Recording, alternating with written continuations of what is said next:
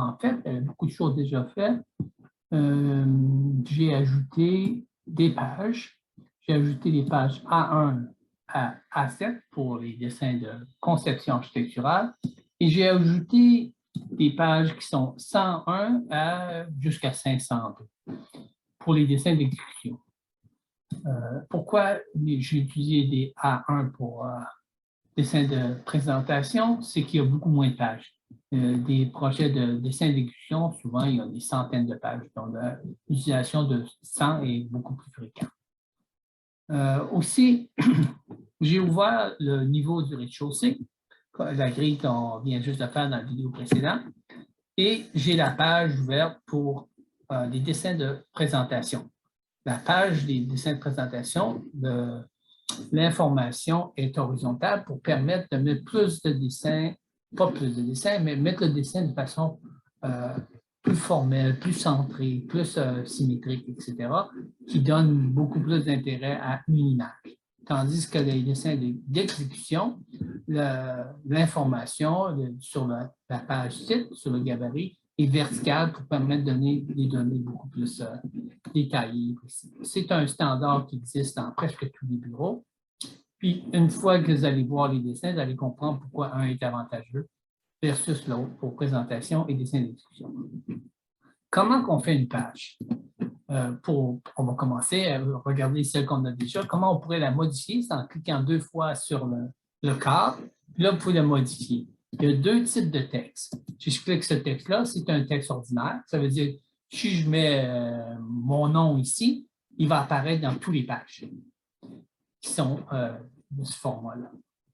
Et même chose pour ça, c'est un texte, mais il y a d'autres éléments qui ne sont pas des textes ordinaires, genre la date.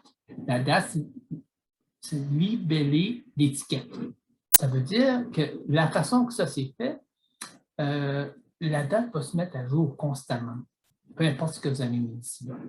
Donc, c'est un avantage de mettre ce genre d'informations-là parce que ça se met à jour. Même chose pour l'étiquette, pour les pages, ça va compter. Page 1, page 2, page 3, etc. Donc, c'est un autre avantage. Différents textes sur cette page vont insérer un texte différent. Le texte lui-même peut être bougé, comme tout autre objet. Je pourrais cliquer ça puis le déplacer. Même chose pour la grandeur de la page. Si je trouve cette page-là trop petite, je peux simplement prendre là et changer, mettre, par exemple, puis là, ça en fait la page plus petite. Comme on a beaucoup de flexibilité. Une fois que vous êtes satisfait, je n'ai pas fait de changement, vous pourriez changer et fermer la page ou juste simplement changer si je pense avoir à faire des changements futurs. Dans mon cas, je n'ai pas besoin de faire de changement, j'en ai pas fait, mais vous peut-être, oui, remplacer l'existant. C'est ça. Vous allez faire ça, vous allez au moins mettre votre nom et ça va apparaître sur toutes les pages.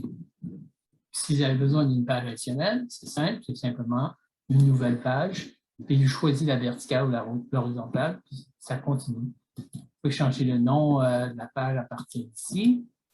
Vous pouvez renommer, voilà, vous pouvez renommer la page, renommer le titre de la page, comme vous voulez. Donc, ce n'est pas parce qu'il y en a déjà fait que ça vous empêche d'en faire plus ou de modifier celles qui sont déjà là.